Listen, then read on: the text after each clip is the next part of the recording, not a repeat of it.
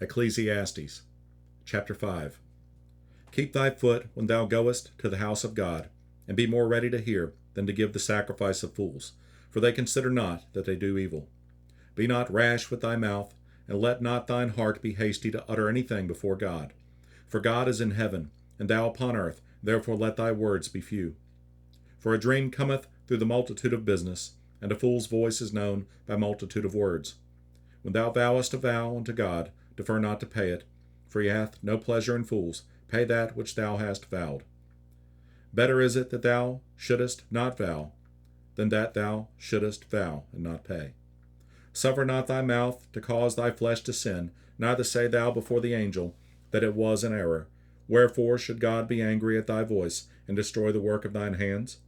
For in the multitude of dreams and many words there are also divers vanities, but fear thou God. If thou seest the oppression of the poor, and violent perverting of judgment and justice in a province, marvel not at the matter. For he that is higher than the highest regardeth, and there be higher than they. Moreover, the profit of the earth is for all. The king himself is served by the field.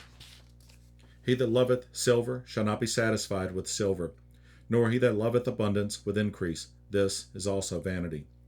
When goods increase, they are increased that eat them. And what good is there to the owners thereof, saving the beholding of them with their eyes? The sleep of a laboring man is sweet, whether he eat little or much, but the abundance of the rich will not suffer him to sleep. There is a sore evil, which I have seen under the sun, namely, riches kept for the owners thereof to their hurt. But those riches perish by evil travail, and he begetteth a son, and there is nothing in his hand. As he came forth of his mother's womb, naked shall he return to go as he came, and shall take nothing of his labor, which he may carry away in his hand. And this also is a sore evil, that in all points as he came, so shall he go. And what profit hath he that hath labored for the wind?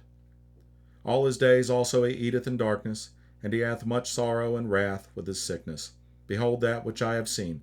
It is good and comely for one to eat and to drink, and to enjoy the good of all his labor, that he taketh under the sun all the days of his life, which God giveth him, for it is his portion. Every man also, to whom God hath given riches and wealth, and hath given him power to eat thereof, and to take his portion, and to rejoice in his labor, this is the gift of God. For he shall not much remember the days of his life, because God answereth him in the joy of his heart.